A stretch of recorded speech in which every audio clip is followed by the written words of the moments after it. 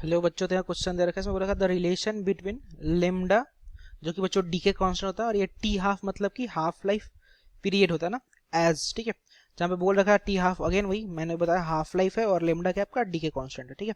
तो डी के कांस्टेंट और टी हाफ में बच्चों जो रिलेशन होता है हमसे, वो अकॉर्डिंग टू क्वेश्चन बच्चों पूछा जा रहा है ना। तो अगर अपन बात करें अबाउट द की कॉन्सेप्ट बच्चों, ठीक है, अपन की कॉन्सेप्ट के बारे में अगर बात करें तो हम लोगों ने न्यूक्लियर फिजिक्स में पढ़ रखा है कि number of nuclei present after time T, number of nuclei present after time T, ठीक है। किसी सर्टेन टाइम टी के बाद जो नंबर ऑफ न्यूक्लियाई प्रेजेंट होता है उसका हम लोगों ने बच्चों रिलेशन पढ़ रखा है, ठीक है, from the radio active law.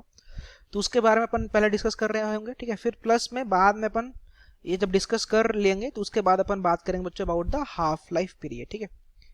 फिर उसके बाद अपन बात करेंगे कि हाफ लाइफ पीरियड का क्या कॉन्सेप्ट है। गॉट इट बच्चों। तो अगर मैं आपको पहले इस number of nuclei present after time T के अगर मैं रिलेशन से अगर आपको पहले मैं परिचित करा दूं, ठीक है, रिवाइज करा दूं एक्चुअली, तो हमने फॉर्मूला पढ़ा था बच्चों, एन जो होता है, एन इज इक्वल टू होता है आपका एन नॉट ई का पावर माइनस का लेमडा इंटू का होता है बच्चों टी, ठीक है। अब अगर मैं सारा टर्म को अगर मैं यहाँ पे लिख दूं तो बच्चों एन जो हमारा होता है, एन इज व्हाट, तो एन इज द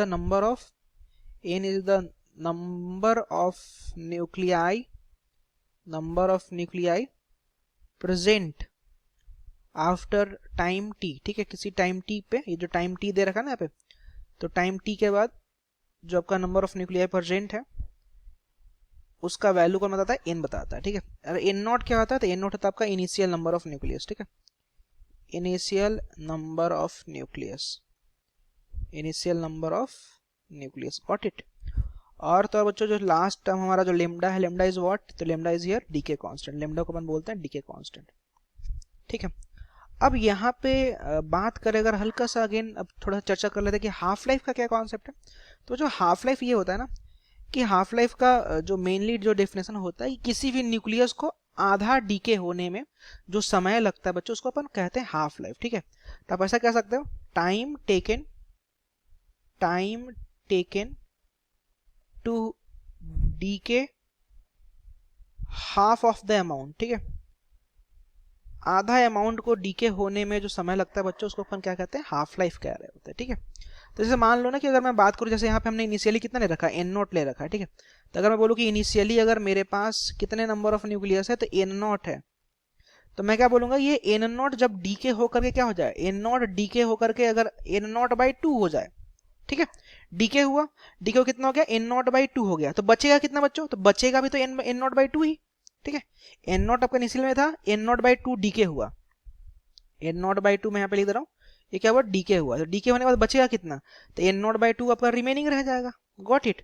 तो बच्चों इस प्रोसेस में स्पेलिंग सही करते हैं, ठीक है, रिमेनिंग, ठीक है। तो बच्चों इस प्रोसेस में जो टाइम लगता है ना, जो टाइम लगेगा इस प्रोसेस में, इसी टाइम को अपन कहते हैं टी हाफ लाइफ, ओके। अब ध्यान देना, मैं इस फॉर्मूले का यूज करके मैं इसको डिराइव भी कर दूंगा, ठीक है। अब बच्चों बताओ, हमने इस रिलेशन में जो टी का जगह पे मैं पुट करूंगा, टी की जगह पे क्या पुट करूंगा, तो टी की जगह पुट करूंगा ना टी हाफ। अब तो टी हाफ में एन का वैल्यू कितना हो जाएगा, तो एन का वैल्यू आपका हो जाएगा एन नॉट बाई टू, क्योंकि एन क्या दिखाता है, एन दिखाता है आपका कि नंबर ऑफ न्यूक्लियाई प्रेजेंट, तो कितना प्रेजेंट है आपका, प्रेजेंट है एन नॉट बाई टू, ठीक है। और स्टार्टिंग में तो हमने एन नॉट मान ही रखा था, गॉट इट। अब सारा वैल्यू बच्चों मैं इसमें क्या करने जा रहा हूँ, पुट करने जा रहा हूँ, ठीक है। तो after putting the value, N के जगह पे मैं क्या रखूंगा, एन नॉट बाई टू रखूंगा, साथ में आपका जगह एन नॉट, और इसमें जगह बच्चों ई का पावर माइनस का लेमडा, और टी के जगह पे मैं रख लूंगा टी हाफ। एन नॉट से एन नॉट कैंसिल, तो जगह one by two, and it will be equal to what बच्चों, तो ई का पावर माइनस का लेमडा इंटू का टी हाफ, ठीक है।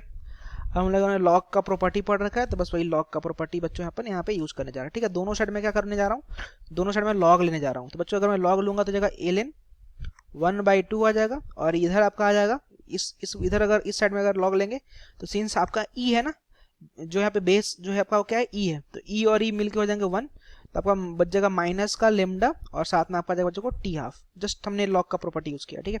अब L N one by two को अपन लिख सकते हैं, माइनस का एल एन टू भी लिख सकते हैं by using the property of log, और जगह माइनस का लेमडा और इनटू का जगह आपका टी हाफ ना बच्चों।